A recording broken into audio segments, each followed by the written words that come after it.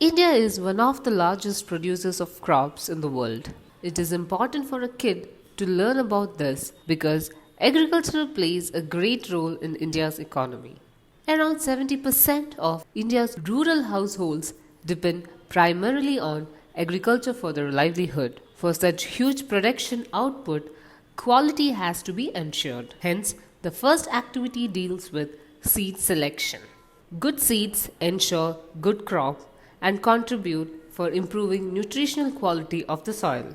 Nitrogen content is one major influential factor in crop production. In activity 2, kids will learn to test the nitrogen content in any soil sample using nitrogen indicator. Water is a vital resource in crop production, and at the same time its supply is inconsistent. Hence, drip irrigation can solve the same problem. Kids will build a drip irrigation model and learn when minimum amount of water is used at a time, it directly reaches the root and can produce a healthy plant.